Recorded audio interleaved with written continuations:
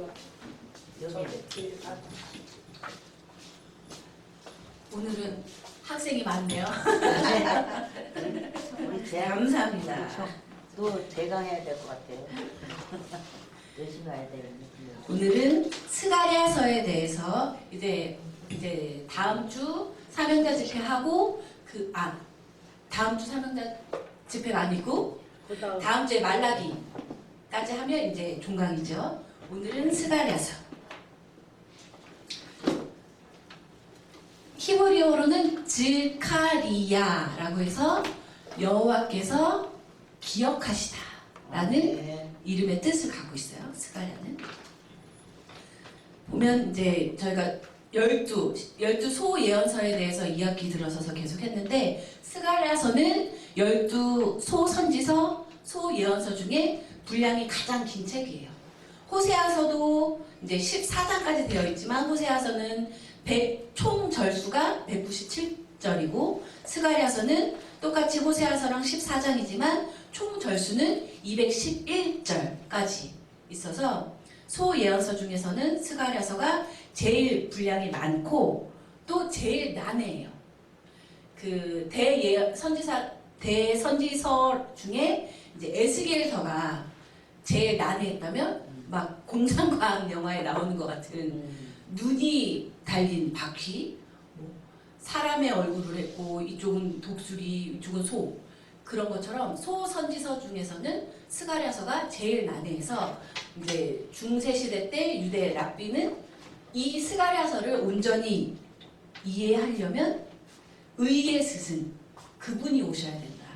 그분이 오셔서 설명을 해주셔야만 이 스가랴서의 온전한 의미를 이해할 수가 있다라고 얘기를 하기도 했고, 우리가 이사야서를 복음서, 제5복음서라고도 부르죠. 마태, 마가, 누가, 요한 제4복음서에 덧붙여서 구약의 이사야서가 그리스도에 대한, 메시아에 대한 예언을 가장 많이 담고 있다라고 해서 이제 혹자들은 이사야서를 제5복음서다라고까지 얘기를 하는데, 이사야서 제외하고는 구약 성경의 어느 책보다도 메시아에 대한 예언이 많이 담겨져 있는 책이 스가랴서예요. 메시아 예언이. 특히 9장부터 14장까지 그 안에 메시아에 대한 예언들이 제일 많이 나와 있죠. 자, 저자는 다들 아시다시피 스가랴가 저자이고, 뭐 이거에 대해서도 의견이 분분해요. 이제 늘 얘기하자면 성경을 인문서적의 하나로서 이제 연구를 하는 학자들은 이제 아니다라고, 스가랴 원 저자가 스가랴 혼자는 아니다. 뭐 1장부터 8장까지는 다리오 시대 때 살았던 스가랴 선지자가 저작을 한 것이지만 제일 난해하다고 하고 종말론적인 얘기가 많이 담겨져 있는, 메시아에 대한 예언들이 많이 담겨져 있는 9장부터 14장까지는 다리오 시대를 살았던 스가랴 선지자가 쓴 것이 아니라 누군지는 모르지만 제2 스가랴서로 분류를 해야 된다라고 추측을 하고 있는 거예요. 추측. 그들도 정확하게 제2 스가랴서를 쓴 사람이 누구냐라고 물었을 때 대답은 못해요. 추측만 할 뿐이죠. 자, 저자의 근거가 되는 것이 스가랴서 1장 1절 읽을게요. 교재를 보고. 다리오 왕 2년 8월에 여호와의 말씀이 이또의 손지자 베레기야의 아들 선지자 학개에게 임하니라 가라사대. 여기 스가랴가 어느 시대 때 이 스가랴서에 나와 있는 예언 사역을 했는지가 정확한 연대가 나와 있죠. 이제 마우츠라는 학자가 연구를 했는데 스가랴라는 이름을 가진 사람들이 구약 성경에 31명이 나온다고 해요. 시간 되시면 한번 찾아보세요. 근데 스가랴서를 쓴 선지자 스가랴와 같은 자는 하나라는 거죠. 스가랴가 이또의 손자다, 또 베레기야의 아들이다 라고 나와 있는데, 느헤미야서 12장 1절부터 보면 이또가 누구인지에 대해서 나와 있어요. 바벨론 포로로 잡혀갔다가 고레스 침략이 반포된 이후에 다시 본토 예루살렘으로 돌아와서 우리 폐허가 된 예루살렘 성전을 건축하자라고 해서 돌아온 자들이 있는데, 돌아온 자들에 대한 목록이 느헤미야서 12장 1절부터 보면 나와 있어요. 거기에 보면 느헤미야서 12장 1절에 스알디엘의 아들 스룹바벨과 및 예수와 여호수아를 쫓아 돌아온 제사장과 레위 사람은 이러하니라. 제사장은 스라야와 예레미야와 에스라와 쭉 4절에 이또와 이제 바벨론 포로로 잡혀가서 살고 있다가 고레스 칙령이 반포된 이후에 예루살렘으로 돌아온 레위인 제사장 목록에 이제 스가랴의 할아버지 이름이 들어있는 거예요. 이또. 그리고 16절 내려가시면 이또 족속에는 스가랴요. 여기에 스가랴라는 이름이 이제 언급이 되고 있다는 걸 알 수 있죠. 이를 근거로 해서 스가랴는 선지자였지만 또한 제사장 가문 출신이었구나 라는 것을 이제 알 수가 있다는 거죠. 그래서 이제 지난주에 우리가 공부했던 학계와 동일하게 성전, 폐허가 된 성전을 건축을 해야 된다라고 동일하게 주장을 하기는 했지만 이제 강조점이 약간 다른 것이 학계는 총독으로 왔던 정치 지도자였던 스룹바벨에게 성전을 건축해야 됩니다라고 조금 더 강조를 했다면 제사장 가문 출신인 스가랴는 당시에 대제사장이었던 여호수아에게 조금 더 강조점을 두고 여호수아 대제사장이 정결해야 한다. 그래야 성전이 건축되고 거기서 주님께 예배를 드렸을 때 온전한 복을 받을 수 있다라는 것을 이제 얘기를 했다는 거죠. 스가랴가 강조점이 학계는 조금 더 스룹바벨에게 가 있다면 스가랴서를 보면 스가랴는 대제사장 여호수아에게 여호수아가 더 잘해야 된다라고 얘기하는 내용이 이제 학계서와 약간 다른 점이라고 이제 학자들이 연구를 해놓은 거죠. 자, 기록 시기 보시면 1장 1절에 딱 기록 시기가 다리오 왕 2년 8월에 여호와의 말씀이 스가랴에게 임하니라 라고 나와 있죠. 첫 번째 신탁이 다리오 왕 2년 8년, 이게 주전 520년 경이라고 추측들을 해요. 고레스 칙령이 주전 538년, 539년 경에 반포가 돼서 세스바살을 비롯한 1차 귀한 자들이 왔는데 여러 가지 반대에 부딪혀가지고 근 20년 동안 성전 건축이 멈춰 있으니까 학계가 아니 너희들이 제일 먼저 해야 될 것이 너희들이 이 땅 예루살렘에 돌아온 목적이 성전 재건인데 그것은 잊어버리고 각각 먹고 살기만 바빠서 자꾸자꾸 성전 재건을 해야 된다라고 했을 때 아직은 때가 아니다라고만 하고 있으니까 너희들의 삶이 팍팍할 수밖에 없는 것이다 라고 얘기를 한 내용이 학계의 내용이었잖아요. 그 시기였다는 거예요.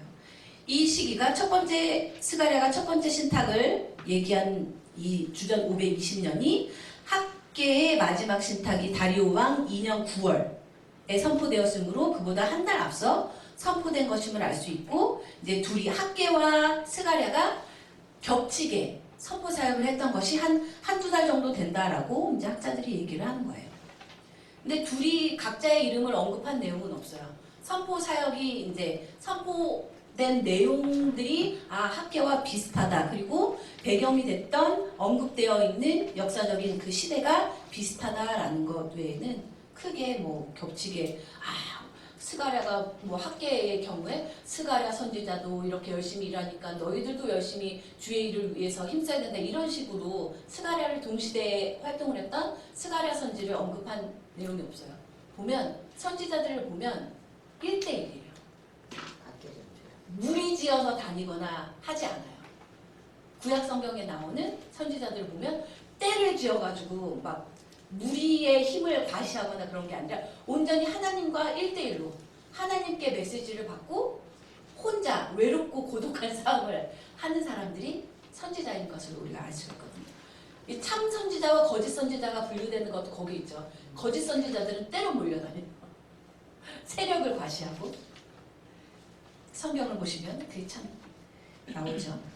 자, 스가랴가 활동했던 이 시기는 그 학계서 할 때도 말씀을 드렸지만 페르시아 이방 왕이 539년에 야 너희들이 믿는 하나님이 나에게 명령하셨는데 너희들 예루살렘으로 돌아가서 폐허가 된 하나님의 성전을 재건하라고 하신다.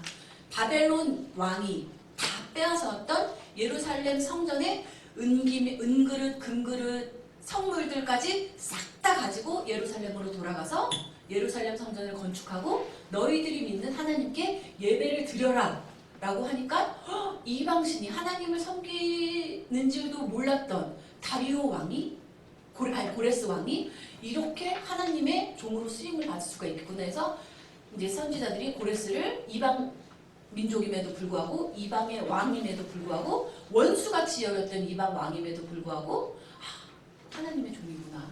근데 이걸 통해서 선지자들이 이 좁았던 편협했던 우리만 선택된 민족이 아니고 태초에 하나님이 천지 만물을 창조하셨으니까 페르시아도 하나님이 관여하시는 곳이구나. 하나님 그러니까 페르시아 왕도 들어서 쓰시는구나 라는 것을 인정하게 된 거죠. 시야가 넓어진 거예요. 이방 민족도 하나님이 복 주시는구나. 하나님의 뜻대로 살면 확장이 된. 그러니까 우리 이방 민족인 대한민국 사람들도 하나님을 믿고 예수의 이름을 부르면 구원을 받을 수 있게 된 거죠. 자, 그런데 고레스 칙령을 받고 옛날 살던 예루살렘 땅으로 돌아와 보니까 황무지인 거예요. 황무지. 폐허. 먹고 살기가 너무 퍽퍽한 거예요. 그러니까 학개시대 때 학회가 선포할 때 사람들이 성전 건축해야 되는 건 알겠는데 지금은 아니야. 지금 목구멍에 풀 칠하기도 힘들어 죽겠는데 어떻게 성전을 건축하냐 라고 계속 변명거리를 내놓았던 얘기가 학회서에 나오잖아요.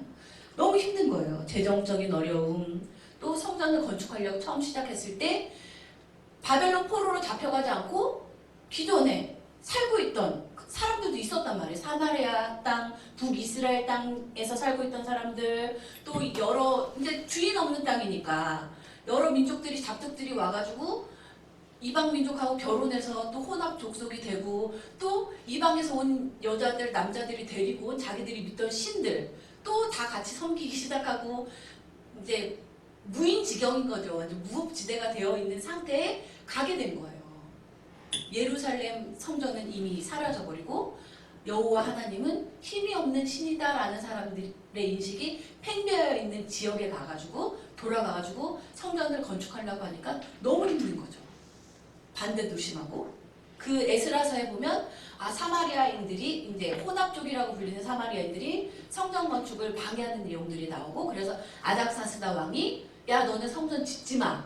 자기 이제 선배 왕이 조상이 지으라고 허락한 것을 뒤엎고 지으면 안 돼라고까지 하는 내용들이 에스라서 이제 느헤미야에 보면 딱 나오는데 너무 힘든 거예요. 그러니까 사람들이 아니 이사야 선지자가 예레미야 선지자가 우리에게 했던 그 희망찬 예언들은 다 거짓이었나? 신앙의 회의가 드는 거예요. 예레미야가 70년의 포로 생활을 끝내고 나서 다시 돌아오면 복된 날이 펼쳐질 것이다. 하나님 여호와의 왕권이 굳게 설 것이다. 다윗 왕권이 영원히 설 것이다 라고 예언을 했는데 돌아왔는데 꽃길이 아니고 더 힘든 길이고 차라리 바벨론에 있을걸 하는 인식들이 하나님이 있나? 이사야 선지자랑 예레미야 선지자가 에스겔 선지자가 선포했던 그 구원의 약속들은 어떻게 된 것인가? 그러니까 너무 혼란스러워.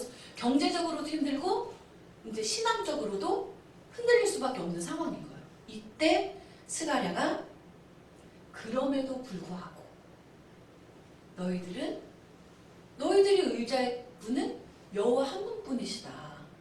지금 그 예전 이사야나 예레미야나 에스겔이 선포했던 그 메시아 예언, 복된 예언, 구원의 예언은 아직 하나님의 때가 이르지 않았기 때문에 선포가 이루어지지 않은 것일 뿐이지 하나님이 정한 때가 되면 이루어질 것이니까 너희들이 해야 될 것은 그럼에도 불구하고 하나님만을 바라보고 하나님에 대한 신뢰를 표현하는 것이다. 하나님이 원하시는 삶을 사는 것이다 라고 스가랴가 선포를 하게 된다는 거죠.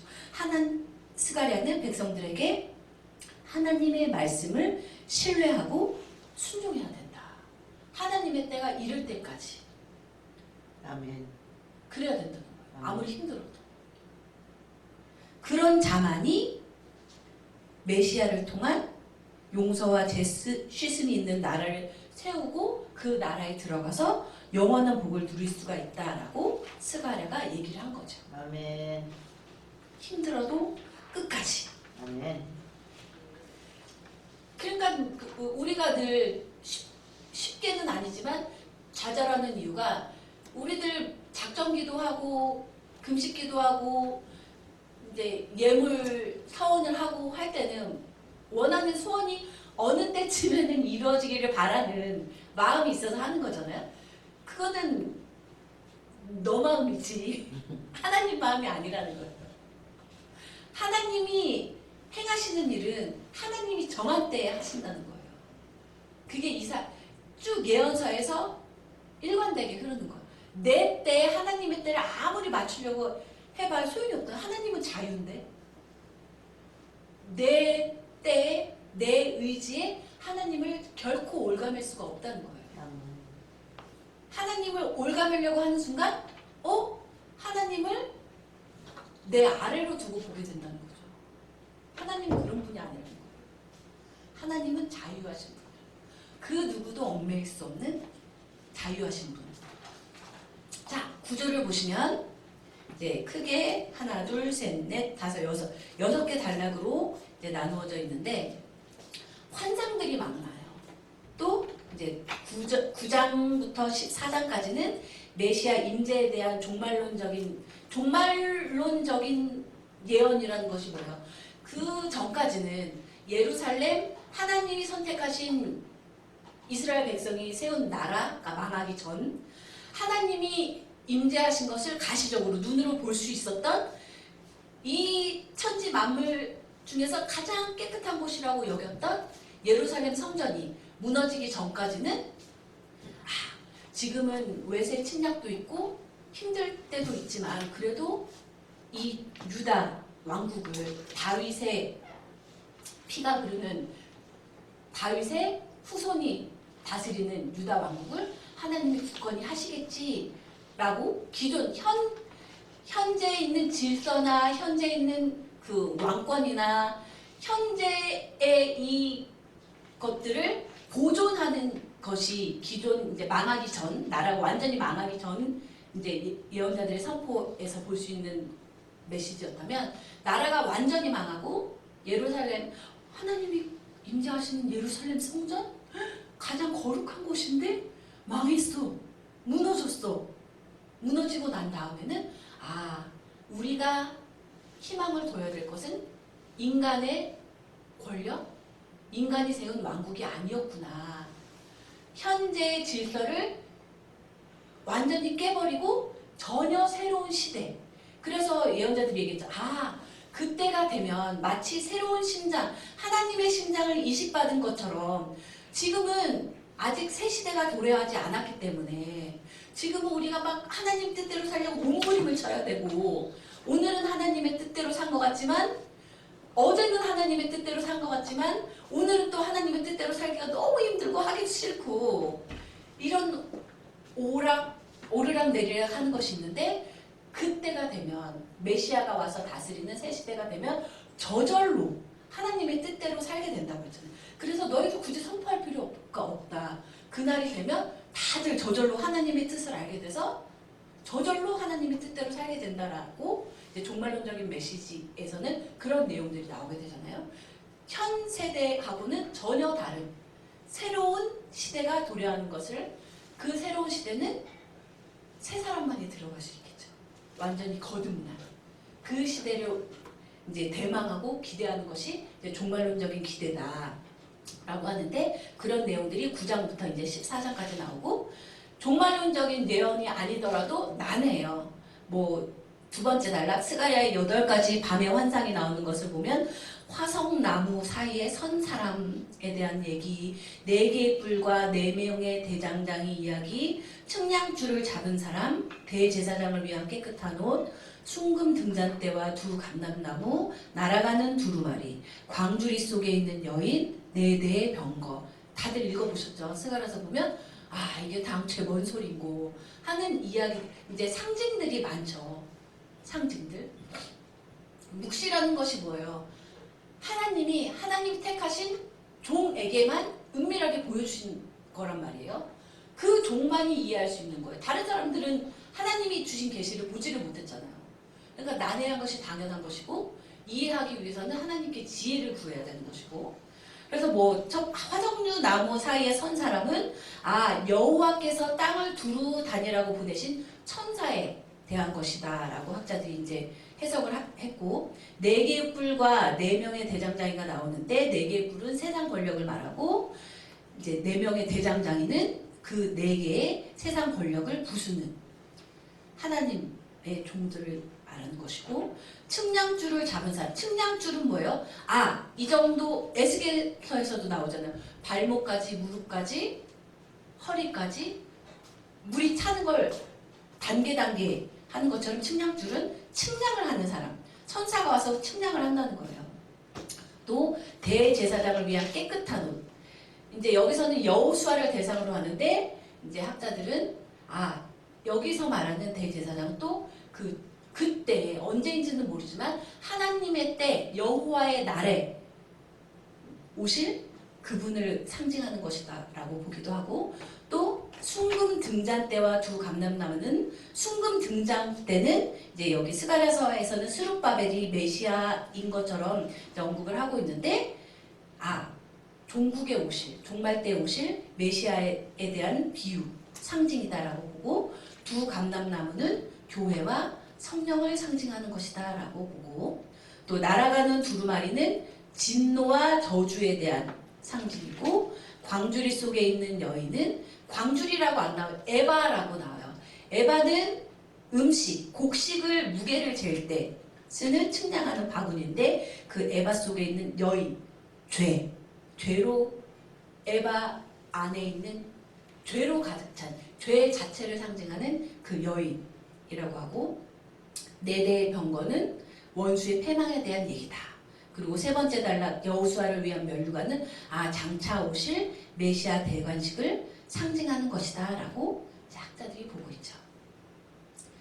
그러니까 100번 읽어도 이해가 안 되니까 그 랍비 얼마나 성경을 많이 연구한 랍비겠어요. 근데 이것은 의의 스승이 오셔서 우리에게 가르쳐 주셔야만 그 온전한 의미를 이해할 수 있다라고 말한 것이 이제 이해가 되어 있다 보면 당최. 주요 본문 이해에 대해서 들어가도록 할게요. 4번이에요. 교재에 있는 것을 읽을게. 8장 14절부터 15절. 만군의 여호와가 말하노라. 전에 너희 열조가 나의 노를 격발할 때에 내가 그들에게 재앙을 내리기로 뜻하고 뉘우치지 아니하였었으나 이제 내가 예루살렘과 유다 족속에게 은혜를 베풀기로 뜻하였나니 너희는 두려워 말지니라 라는 내용이 나오죠. 예언서에 보시면 특히 망하기 직전부터 망하고 난 다음에 쓰여진 예언서를 보시면 만군의 여호와, 그 이전에는 그 사자문체라고 해서 메신저 양식이라고 해서 코 아마르 야훼라는 식으로만 쓰였다고 한다면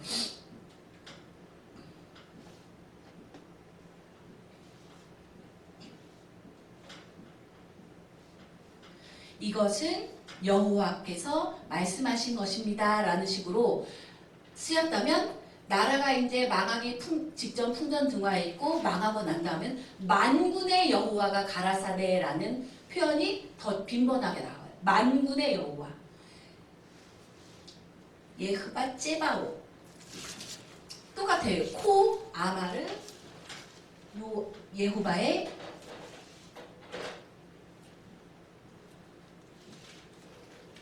째바오트.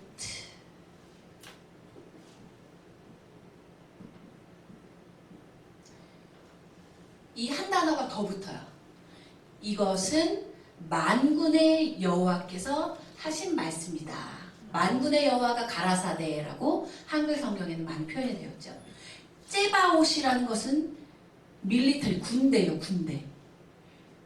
군대의 대장이신 군대를 이끄시는 여호와께서 이렇게 말씀하십니다.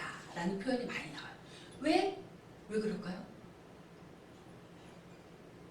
나라고 그 예전 나라가 망하기도 하고 나라를 점령하기도 할 때 제일 선두에 섰던 사람들이 누구예요? 군대죠, 군대.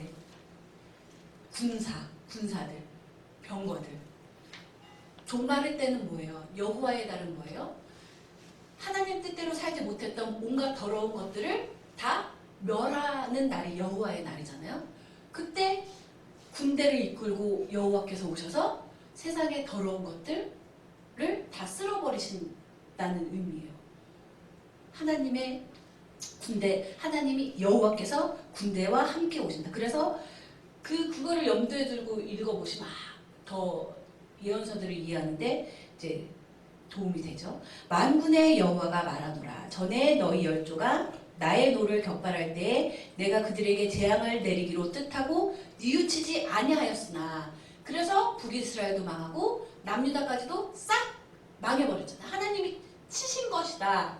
인간들은 우리 여호와 하나님이 이방 신들보다 아수르 신보다 바벨론 신보다 힘이 없어서 애굽 신보다 힘이 없어서 망한 거야 라고 착각하고 잘 살기 위해서 예루살렘 성전에다가 태양신을 숭배하는 제사를 하기도 하고 곤충신을 벽면에다 그려놓고 섬기기도 하고 하는 그런 불경한 짓거리를 했는데 예언자들에게 하나님이 하신 말씀은 너희들이 여호와 하나님이 힘이 없어서 망한 것이 아니라 너희들이 신의 산에서 너희와 내가 맺었던 그 계약을 위반하고 자꾸만 엇나가서 죄된 길로만 갔기 때문에 너희들이 잘못 살고 있다라고 내 선지자들을 끊임없이 부지런히 꾸준히 보내서 돌이키라고 회개하라고 그렇게 얘기했건만 너희들이 돌이키지 않아서 내가 친 것이다.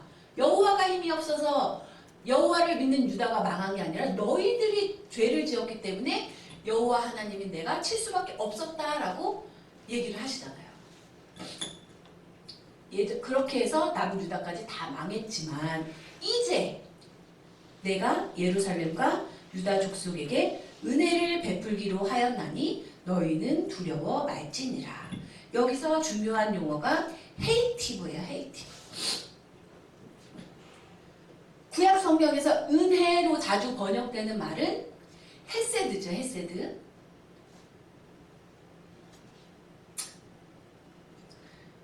헤세드라는 말이 은혜라는 뜻으로 많이 번역되는데 여기는 헤이티브를 이제 번역을 하시는 이제 분들이 은혜를 베풀기로 뜻하였나니라고 한 번 더 이제 의역을 하신 거예요. 원문의 뜻을 보면 헤이티브는 to do good이라고 해서 선을 베풀다, 좋은 것을 너희에게 주다 라는 의미예요. 착한 일을 너희에게 하겠다 라는 의미로 이제 직역을 할 수가 있어요. 선을 행하라. 이 용어는 그래서 계약 관계에서 사용되는 억구라고 이제 학자들이 얘기를 하는데 다시 계약을 이제 맺겠다는 거예요.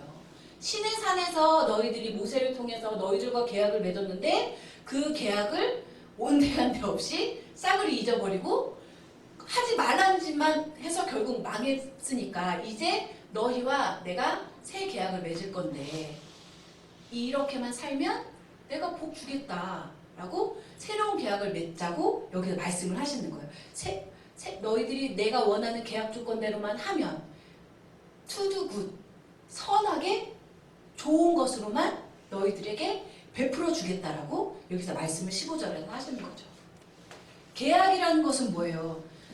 우리가 하나님이 인격적인 하나님이라고 늘 말씀을 하시는 게 너 내 말 꼭 잘 들어? 그 밑도 끝도 없이 안 들으면 이게 아니라는 거예요. 신의 산에서 계약을 맺을 때 너희들이 내 백성이 되어서 내가 너희들에게 명하는 계명들을 잘 지키고 순종하고 살면 나는 너희 하나님이 돼서 너희들을 복주겠다라고 조건이 있는 거예요. 조건. 너희들 이 계약 맺을래 하고 물어보셨잖아요. 강압적으로 무조건 지켜 이렇게 안 하셨어요. 조건을 제시해 주시고 이스라엘 백성들이 듣고 네! 계약을 맺겠습니다. 하나님의 백성으로 지금부터 살겠습니다 하고 쌍수를 들어서 오케이 했단 말이에요. 그러면 계약을 맺었으면 계약대로 잘 살아야 되는데 자기들이 계약을 맺어놓고 억지로 강압에 의해서 맺은 계약이 아님에도 불구하고 계약 조건을 계속 어기니까 망하게 됐단 말이에요. 근데 그런 전적이 있음에도 불구하고 하나님 또다시 자유의지를 인정해 주시는 거예요. 너희들 나랑 계약 맺을래? 너희들 내 계약대로 살면 내 계약에 순종하면 복 주고 난 너희의 영원한 하나님이 여호와가 되겠다라고 이제 여기서 계약을 다시 맺으시는 건데 계약 조건이 있어요. 16절, 17절이죠. 읽을게요. 너희가 행할 일은 이러하니라. 너희는 각기 이웃으로 더불어 진실을 말하며 너희 성문에서 진실하고 화평한 재판을 베풀고 17절 심중에 서로 해하기를 도모하지 말며 거짓 맹세를 좋아하지 말라. 이 모든 일은 나의 미워하는 것임이니라. 나 여호와의 말이니라. 이게 계약 조건이에요.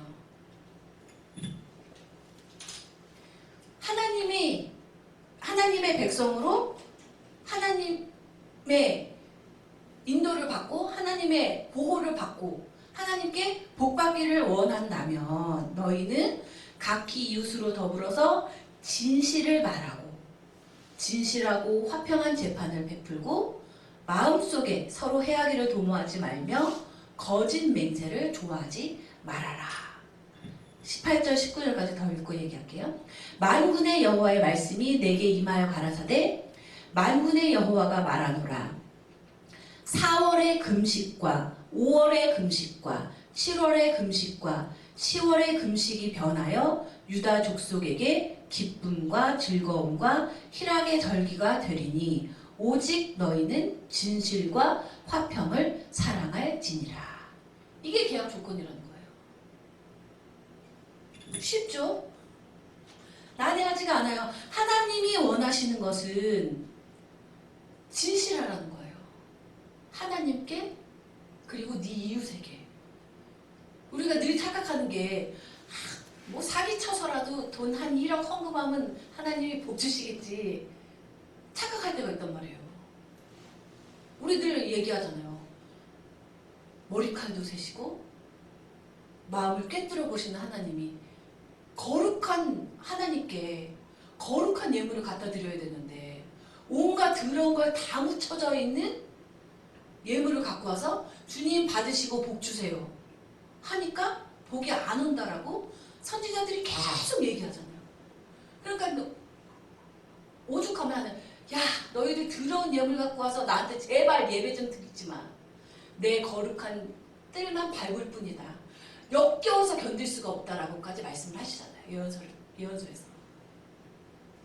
거룩한 예물을 드려야 돼요. 그 거룩한 예물이 뭐예요?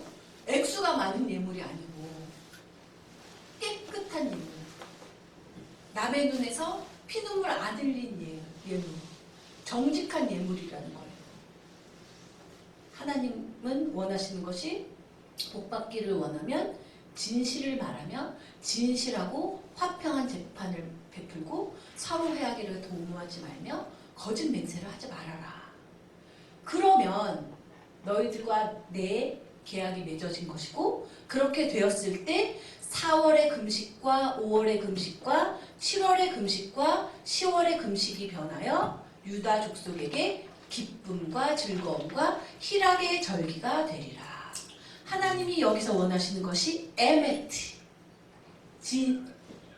진실, 에메트, 샬롬, 다시죠? 화평, 평화. 그거예요. 똑같은 거예요. 그 신약에 나오죠? 대접받기를 원하면 먼저 대접해라. 황금률이라고 하죠. 진실되고 다른 사람이 너에게 진실되기를 원하면 네가 먼저 진실되게 살으라는 거예요. 너에게 화평이 오기를 원하면 네가 먼저 화평을 이루면서 살으라는 거예요. 근데 항상 선우를 바꿔서 먼저 해봐. 먼저 나한테 잘하는지 보고할게 라고 하니까 내 삶에 진실도 없고 화평도 없고 평화도 없다는 거죠. 에메트, 진실되고 화평하게 먼저 살면, 여기서 4월의 금식, 5월의 금식, 7월의 금식, 10월의 금식이 나오는데 제가 설명을 해놨어요. 4월의 금식은 남유다의 마지막 왕이죠. 시드기야 왕 11년 4월 9일에 바벨론의 느부갓네살에 의해 예루살렘이 점령된 것을 회상하면서 했던 금식이 4월의 금식이에요. 그리고 5월의 금식은 또 바벨론 느부갓네살 왕 19년 5월 7일에 예루살렘 성전이 불탄 것을 그때 그 이방 왕 느부갓네살에게 우리 성전이 불탔지 애곡하는 의미로 금식을 하는 게 5월의 금식이고, 7월의 금식, 시드기야 왕 11년 7월에 유다 총독 그달랴와 많은 백성이 학살된 것을 기억하면서 하는 금식이고, 10월 금식은 시드기야 왕 9년 10월 10일에 예루살렘이 포위되기 시작한 것을 회상하면서 그때 포위됐었지. 우리 조상들이 하나님 앞에 범죄하고 잘못 살아서 이렇게 포위당했었지 하고 기억하면서 애곡하고 금식하는 날이 10월의 금식이라는 거예요. 모르셨죠? 이런 금식, 이 금식 4개, 4월 금식, 5월 금식, 7월 금식, 10월 금식은 뭐예요? 고통스러운 날인 거예요. 고난의 날이고 뼈저리게 후회되는 날이고 다시는 있어서는 안 되는 날이고, 그날을 기억하면서 금식하고 그때의 고난을, 그때의 고통을 느끼면서 그날과 같은 고난이 오늘날 내게 있지 않으려면 어떻게 살아야 하는가 깨닫는 날이라는 거죠. 슬픔의 날이라는 거예요. 그런데 너희들이 나와의 조건을 잘 지키면, 그렇게 고통스러운 날을, 고난의 날이었던 그 날을 하나님이 축제의 날로, 축제의 절기로 바꿔주시겠다는 거예요. 우리는 여기 또 착각하면 안 돼. 하나님이 축제의 날을 바꿔주신대. 전제 조건을 지켜야죠. 축제의 날이 내게 오기를 원하면 하나님이 내주신 조건을 지켜야 되는 거예요. 에메트와 샬롬. 진실되게 살고 화평을 이루면서 살고. 더 구체적으로 이제 또 나오는데, 예언자들이 늘 얘기했던 것들, 예언자들의 입술을 통해서 여호와가 우리에게 늘 강조해서 하셨던 것들, 우리 알잖아요. 미슈파트,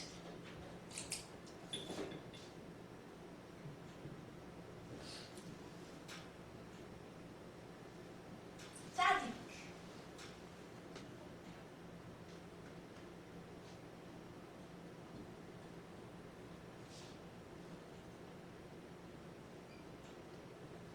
헤세드. 미슈파트는 이제 영어로 저스티스인데 공평하게 재판을 하고 판단을 하는 거예요. 뇌물 받고 이 정도는 눈 감아주지 뭐, 이런 식은 안 된다는 거예요. 누구에게나 공정한 잣대를 대고 공평하게 판단을 하고 행해야 된다는 거예요. 짜디크, 라이티어스니스라고도 하고, 여기 스가랴에서는 이 짜디크를 이제 미슈파트라는 의미로 공의, 공정하고 의로운 이라고 표현을 이제 짜디크를 많이 했는데, 누구에게나 공평하고 공정하고 의롭게 행하라는 거예요. 나랑 친한 사람한테만, 내 편한테만 공평하게 의롭게 선대하고 하지 말고 누구에게나. 그리고 헤세드, 사랑을 베풀면서 너만 은혜 받으려고 하지 말고 네가 먼저 헤세드, 은혜를 베풀면서 사랑을 베풀면서 살아야 된다고. 너희들이 미슈파트와 짜디쿠와 헤세드를 버렸기 때문에 나도 너희를 버렸다라고 예언서에서 계속 말씀하시잖아요. 근데 망하기 전에는 저희가 언제예요? 이사야서, 예레미야서. 저희가 언제 어겼는데요? 우리 제사도 잘 드리고요. 절기마다 예물도 잘 드리고요. 했는데 언제 그랬나요? 자신들이 잘못했다는 것조차 깨닫지 못하고 하나님께 반문하잖아요. 언제요? 학개서에서도 그러잖아요. 잘못했다는 것을 깨달을 수 있을 때가 복된 거죠. 그렇죠? 잘못했음도 깨닫지 못하고 이사야서에 나오죠. 눈이 있어도 보지 못하고 귀가 있어도 듣지 못하고 아무리 선지자들이 옳은 소리를 해도 귀를 막고 안 듣고 예레미야가 몸으로 주님의 예언을 표현을 해도 저 뭐 하는 거야? 미친 짓 하네? 이렇게만 넘겨버리고 예레미야 선지자의 저 예언을 통해서 주님이 내가 깨닫기를 원하시는 것이 무엇인가라고 깨달으려고 안 하고 미친 짓 하네? 이렇게 넘겨버리고 흘려버리고 했기 때문에 망했다는 거예요. 깨달을 수 있을 때 깨닫는 것도 은혜지요. 아멘. 그렇죠? 당연히 깨달아지는 게 아닌 거예요. 예언서들을 통해 보면 주님이 아예 못 깨닫게 하시기도 하잖아요. 목이 곧은 백성은 그래서 망한다라고 계속 말씀하시죠. 신약시대에서도. 자, 복받기를 원하면 먼저 하나님이 원하시는 하나님이 복을 줄 수밖에 없게끔 하나님과 맺은 계약 조건을 잘 행해야 된다. 그래야만 금식, 4월의 금식, 5월의 금식, 7월의 금식, 10월의 금식이 변하여 기쁨과 즐거움과 희락의 절기가 된다라고 스가랴서를 통해 말씀을 하고 있죠. 자, 9장으로 넘어갈게요. 9장 9절 읽을게요. 시온에 따라 크게 기뻐할지어다. 예루살렘에 따라 즐거이 부를지어다. 보라, 네 왕이 내게 임하나니 그는 공의로우며. 여기가 이제 보통 예언서에서 공의라고 번역되는 단어들이 히브리어로는 미슈파트였는데 여기서는 짜리크를 공의로 이제 번역하신 분들이 번역을 하셨어요. 공의로우며 구원을 베풀며 겸손하여서 나귀를 타나니 나귀의 작은 것 곧 나귀 새끼니라. 여기서 이제 스가랴는 이제 중요한 메시지를 전달하는 전령사처럼 보라 예루살렘 따라 즐거이 부를지어다. 보라 너의 왕이 너에게 임하나니 그는 공의로우시며 구원을 베풀며 겸손하여서 나귀를 타나니 곧 나귀의 작은 것 곧 나귀 새끼니라 하고 권고하고 있는 내용이 나오죠. 어디서 많이 본 듯한 구절이라고 생각이 안 드세요? 신약에 나오죠. 신약에. 종려주일에. 여기 9장 9절을 통해서 우리는 메시아는 어떤 성품을 가졌구나라는 것을 알 수가 있다는 거예요. 그러니까 이거를 판별을 해야 돼요. 요즘 뭐 자칭 메시아, 자칭 예수, 자칭 구원자, 구세주들이 너무 난무하는 혼란한 시대를 살고 있는데 메시아는 이런 특징을 가져야 된다고 성경이 얘기하고 있잖아요. 첫째, 메시아는 공의로워야 되는 거예요. 내 자신한테만 내 말을 잘 듣는 사람한테만 공의로운 것이 아니라 누가 보기에도 저 사람이 하는 행위는 공평하게 행하네, 의롭게 하네 라고 인정이 되는 성품을 가진 자가 메시아라는 거죠. 또 둘째, 그는 구원을 받은 분이다. 셋째, 그는 겸손해서 나귀를 타시는 분이다. 그러니까 하나님은 교만한 사람을 절대 안 좋아해요. 안 써요. 교만하다 싶으면 저 사람이 진짜 주의 종인가? 생각해봐야 돼요. 하나님이 정말 쓰시는 사람인가? 하나님 절대 교만한 사람을 안 써요. 메시아, 장차 오실 메시아도 이런 겸손한 분이라는 거죠. 그래서 보통 이제 쭉 이제 나중에 설명 계속 드릴 건데 겸손한 자칭 예수라고 하는데 저자가 겸손한 사람인가 과연 판단을 해봐야 된다는 거예요. 각각을 이제 살펴보면 이스라엘의 이상적인 왕, 우리가 오시기를 고대하고 있는 재림주 메시아는 첫째 공의로운 분이시다라는 거죠. 짜디크, 공정한, 올바른. 이게 왕에게 요구되는 제일 중요한 조건이에요. 그래서 우리 사무엘하 23장 3절 찾아볼까요? 사무엘하 23장 3절. 왕이 가져야 할, 지도자가 가져야 할, 대통령이 가져야 할 제일 첫 번째 조건이 공의로운 성품이라는 거예요. 사무엘하 23장 3절.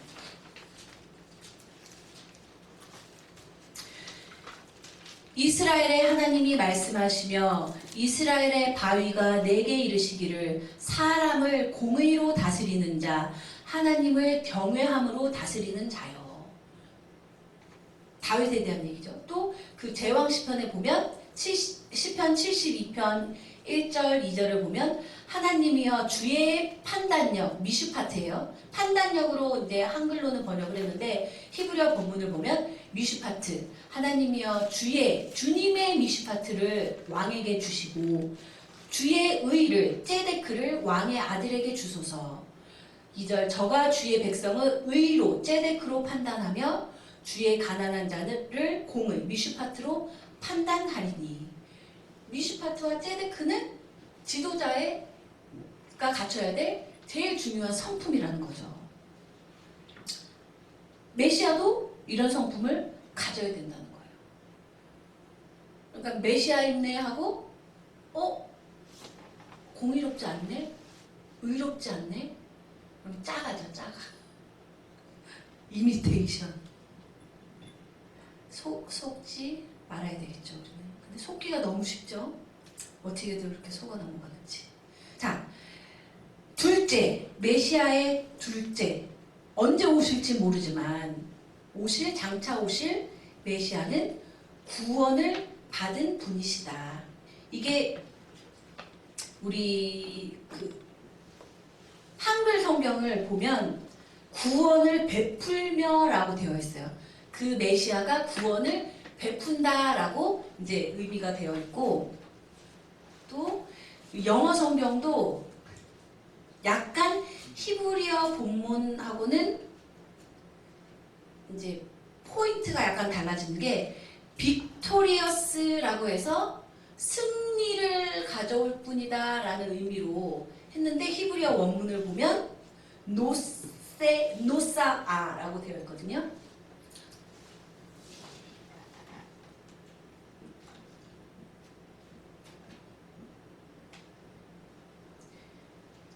수동형으로 읽어야 된다는 거예요. 구원을 받은 자시다. 이게 또 일리가 있는 것이 구원을 베풀기 위해서는 먼저 그 왕이 구원을 받은 자여야 되는 거예요. 구원을 받은 자라는 것은 뭐예요? 거듭난 자잖아요. 깨끗해진 자. 깨끗해진 사람이 구원을 베풀 수가 있는 거잖아요. 그래서 메시아는 먼저 하나님께 구원을 받은 자여야 된다. 깨끗해진 자여야 된다라고 하는 의미로 수동태로 읽어야 된다라고 이제 차준희 박사님이 얘기를 하셨더라고요. 구원을 받다. 이 단어는 다른 사람이나 하나님에 의해 구원을 받는 자를 가리킬 때 사용된다라고 용례가 나와 있죠. 사무엘하 22장 4절, 시편 33편 16절, 17절 이제 읽어보시면 되고, 그러므로 메시아적 왕은 스스로의 힘과 노력이 아니라 철저히 하나님께 의지하는 가운데 그의 사역을 감당할 것이다. 그는 여호와에 의해서 구원을 받을 것이다. 먼저 깨끗함을 받은 사람이 구원도 베풀 수 있다. 메시아는 구원을 받은 자로서 깨끗한 자이다라고 우리가 이해를 할 수가 있겠죠. 셋째, 메시아적 왕에게는 세 번째로 메시아는 겸손한 분이다. 아니라고 이제 한글 성경에서는 겸손으로 번역된 히브리어 단어인데 히브리어 본문에는 아니라고 되어 있어요. 가난한이라는 의미예요. 가난한. 산상설교에서 나오죠. 심령이 가난한 자는 복이 있나니. 가난한. 물질적으로 푸어, 가난한. 아니는 그래서 이제 한 번 더 번역하신 분이 의역을 해서 마음이 가난하니까 꼿꼿할 필요가 없죠. 얼마나 겸손하겠느냐 라는 거죠. 이 단어는 또한 민수기 12장 3절에서 모세의 온유함을 가리킬 때 사용되기도 했는데 민수기 12장 3절을 보면 이 사람 모세는 온유함이 지면의 모든 사람보다 승하더라 할 때 그 온유함으로 번역된 단어가 아니에요. 여기서는 겸손한으로. 그러니까 구약하고 신약이 다 연결이 되어 있는 거예요. 심령이 가난해야.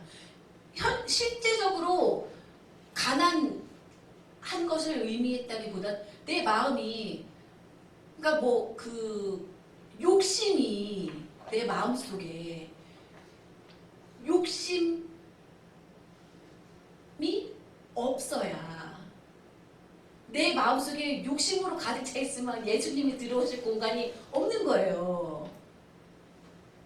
공간을 예수님한테 내어드려야 성령님께 내어드려야 내 마음이 비어져 있어야 깨끗하게 비어져 있어야 성령님이 들어오시고 그 성령님으로 말미암아서 은혜 받고 능력 받고 기사와 이적도 행할 수가 있는 건데 내 마음이 성령님이 들어오실 수 있는 틈이 1도 없으면 들어오실 수가 없는 거예요. 아무리 문 밖에서 두드려도 얘야 문 좀 열어라 두드려도 들어가실 수가 없는 거예요. 그래서 가난해야 된다. 마음이 깨끗하게 가난해져 있어야 된다 라는 의미로 이제 여기서 메시아적 왕의 세 가지 특성 나와 있는 거죠. 또 나귀를 타신다. 나귀를 타고 오시는 이유는 옛날 왕들은 크고 윤기나고 제일 좋은 군마를 탔겠죠. 튼튼하고 기름져 있고. 그러나 예수님이 그러하셨듯이 장차 오실 메시아는 위풍당당하게 비싼 거, 좋은 거, 야! 하고 오시는 분이 아니라 겸손해서 나귀, 그것도 아무도 거들떠보지도 않고 촐랑대고 하찮게 여기는 나귀의 새끼를 타고 오신다는 거예요. 메시아는. 그러니까 메시아를 잘 분별하셔야 되겠죠. 자칭 메시아라고 하면서 겸손하지도 않고 공의롭지도 않고 나귀 새끼는 거들떠보지도 않게 생겼고 그러면 안 되죠. 그러면 짜가죠. 가짜죠. 자, 스가랴가 예언하고 있는 메시아는 온 열방을 다스릴 메시아적 위엄을 지닌 왕으로 오시지만 권위라는 게 야, 나 권위 있는 사람이야 라고 해서 권위가 생기는 게 아니죠. 그렇죠?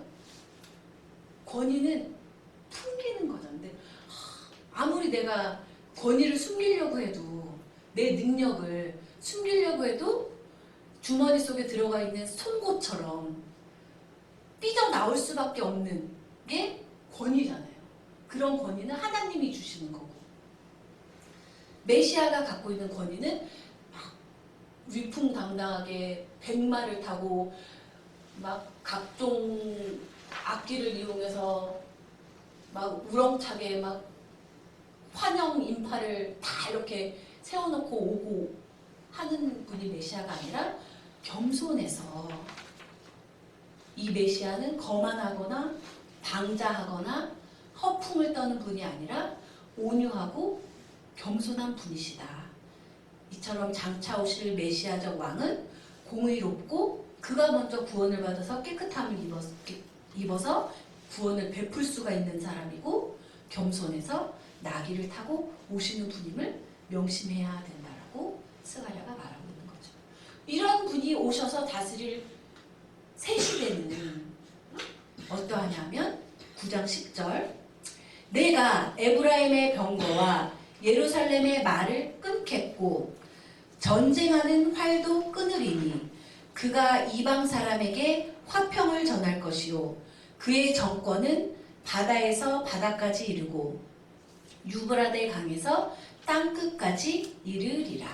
아, 그런 메시아가 와서 다스리는 새로운 나라는 어떠하냐면 메시아적 왕이 통치하는 그 통치적 특성은 첫째, 하나님이 메시아적 왕과 더불어 때로 신비로운 방식으로 전쟁 무기를 파괴할 것이다.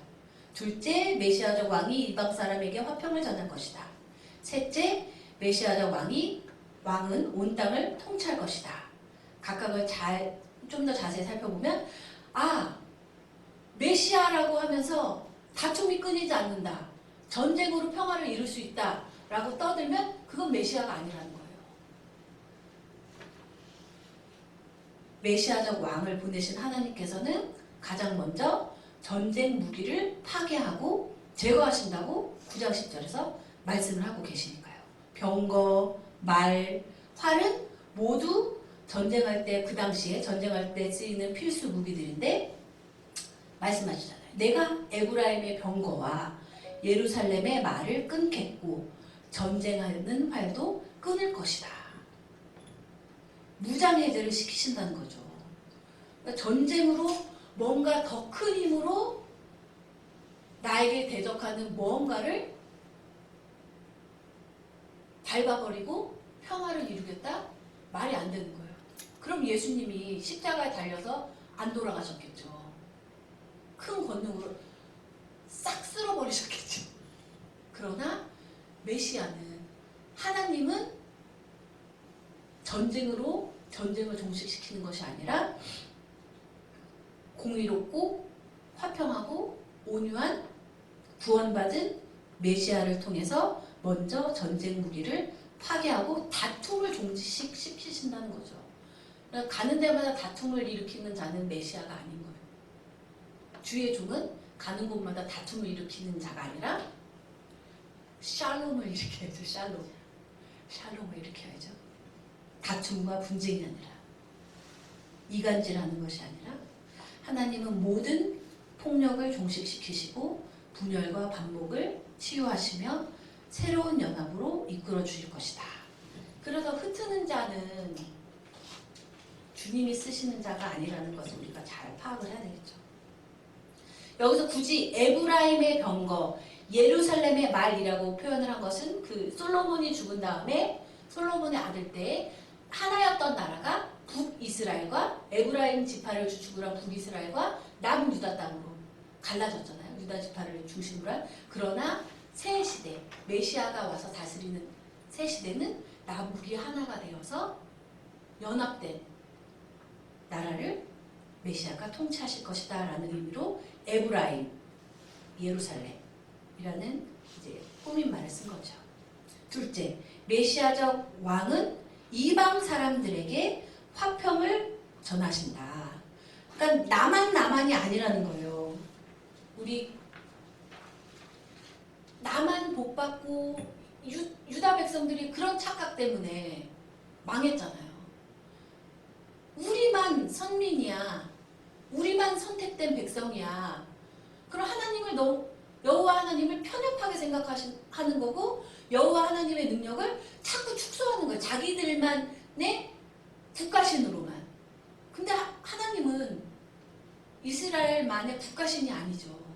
창세기 1장 1절에 태초에 하나님이 천지를 창조하시니라. 태초라는 시간이 언제인지 우리는 알지 못하죠. 그러나 우리가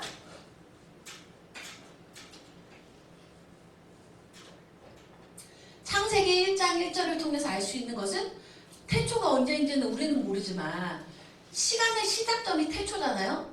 태초, 시간의 시작점.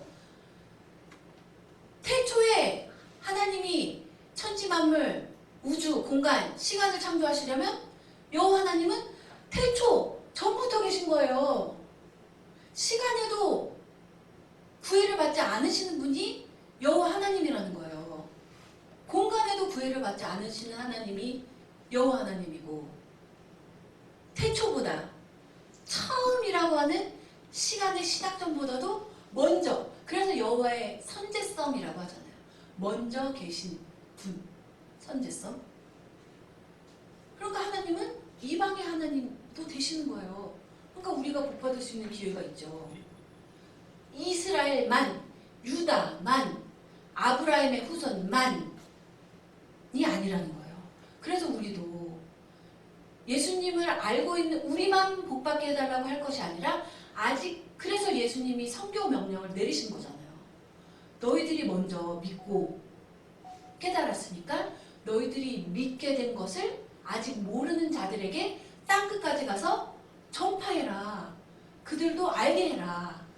그들이 듣고 돌아오고 안 돌아오고는 그들에게 책임이지만, 먼저 깨닫고 전해야 될 의무가 너희들에게 있는데, 전해야 되는 것을 알고 있으면서도 전하지 않아서 그들이 실족하게 되는 그 벌칙은 너희들에게 준다고 말씀하시잖아요. 그렇죠? 그 메시아적 왕이 통치하는 나라는 우리만이 아니고 모든 열방에게도 열려있는 기회라는 거예요. 기회.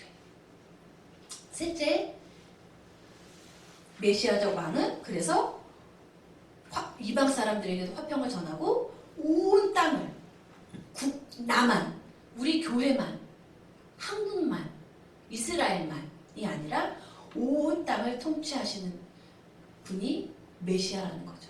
그러니까 어디 무슨 구석 시골 동네에만, 그 많잖아요. 이단들 보면 어디 지역에 근거지를 두고 거기에서 막 이렇게 하는 이단들이 많잖아요. 아니라는 거예요. 바다에서 바다까지. 메시아의 통치가 미치지 못하는 사각지대는 단 한 뼘도 없이 메시아의 통치는 모든 지역과 장소에서 실행된다. 새로 도래할 메시아적 왕은 하나님이 먼저 전쟁을 종식시키고 난 후 평화의 왕으로 오셔서 그 평화를 실현하는 통치를 행하실 것이다 라는 것이 이 스가랴서 9장 9절에서 10절에 나와 있는 이야기라는 거죠. 이 내용이 우리 마태복음 21장 찾아볼까요? 마태복음 21장 1절부터 11절에 언급이 또 되죠. 마태복음 21장 1절부터 11절.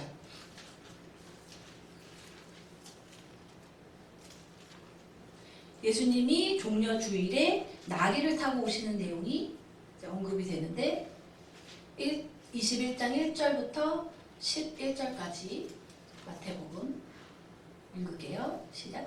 저희가 예루살렘에 가까이 와서 감람산 벳바게에 이르렀을 때에 예수께서 두 제자를 보내시며 이르시되 너희 맞은편 마을로 가라. 곧 매인 나귀와 나귀 새끼가 함께 있는 것을 보리니 풀어 내게로 끌고 오너라. 만일 누가 무슨 말을 하거든 주가 쓰시겠다 하라. 그리하면 즉시 보내리라 하시니 이는 선지자로 하신 말씀을 이루려 하심이라. 일러스되 시온 딸에게 이르기를 내 왕이 내게 임하나니 그는 겸손하여 나귀 곧 멍에 매는 짐승의 새끼를 탔도다 하라 하였느니라. 이게 스가랴서 9장 9절에 나오는 그 본문이랑 똑같죠. 제자들이 가서 예수의 명하신 대로 하여 나귀와 나귀 새끼를 끌고 와서 자기들의 겉옷을 그 위에 얹음에 예수께서 그 위에 타시니 무리의 대부분은 그 겉옷을 길에 펴며 다른 이는 나뭇가지를 베어 길에 펴고 앞에서 가고 뒤에서 따르는 무리가 소리질러 가로되 호산나 다윗의 자손이여 찬송하리로다. 주의 이름으로 오시는 이여 가장 높은 곳에서 호산나 하더라. 예수께서 예루살렘에 들어가시니 온 성이 소동하여 가로되 이는 누구뇨 하거늘 무리가 가로되 갈릴리 나사렛에서 나온 선지자 예수라 하니라. 이 내용이 이제 스가랴서 9장 9절에서 10절의 본문을 예수님이 그렇게 스가랴 선지가 알려주신 거 제자들에게 스가랴 선지가 스가랴서 9장 9절에서 10절에 예언했던 메시아가 바로 나다 라고 예언 알려주신 거죠. 이렇게 장차 오실 메시아는 백마를 타고 입성하는 것이 아니라 나귀 새끼를 타고 겸손한 자의 모습으로 겸손한 척만 하고 오는 것이 아니라 진정 겸손한 자로서 오시는 분이 진정한 메시아다. 이 나귀 새끼는 겸손도 상징하고 나귀 새끼는 평화를 상징한다. 그래서 이것은 새로운 메시아가 평화의 왕으로 오실 것임을 말해주고 있다 라고 정리해 볼 수가 있겠죠. 메시아가 세상에 주는 평화는 예수님의 선교 명령이 성취됨으로 이루어진다. 우리 마태복음 28장 18절 20절 읽을게요. 마태복음 28장 18절 20절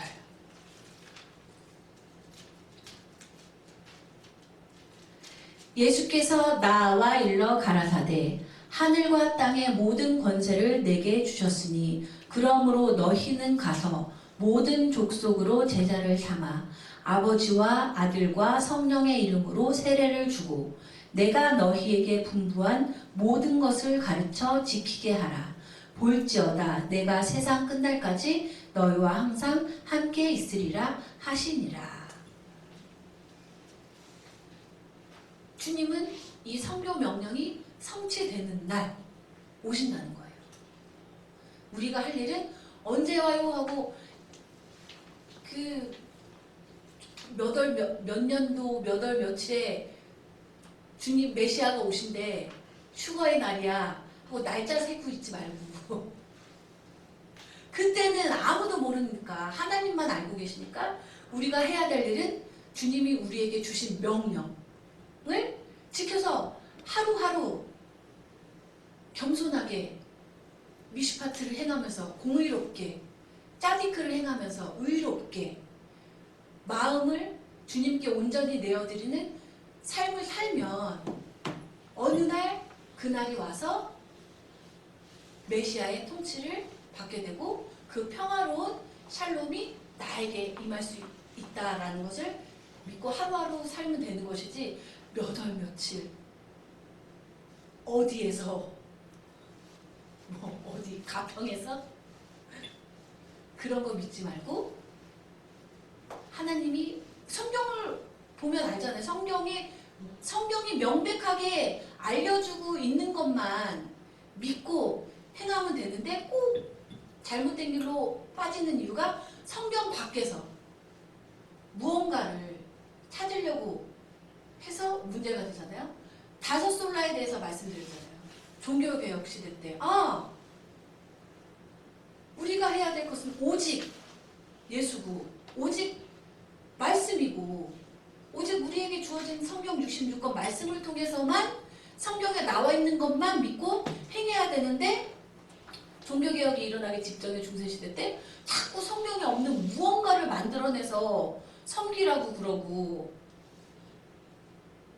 하나님께만 영광을 돌려야 되는데 솔리데오 오직 하나님께만 영광 돌려야 되는데 하나님은 뒷전에 두고 인간이 자꾸 영광을 받으려고 하니까 종교개혁이 일어났다고 그때 말씀을 한번 드렸었던 것 같은데 우리가 그래서 늘 말씀은 말씀으로 이해하고 하나님께 지혜를 구해서 하나님이 원하시는 온전한 뜻대로만 언제까지 그날까지 그날 하나님이 내가 정한 때 아니고 하나님이 정하신 때까지 열심을 내시는 저와 여러분이 되시기를 바라면서 오늘 강의를 마치겠습니다. 다음 주는 마지막 종강 말라기입니다. 감사합니다.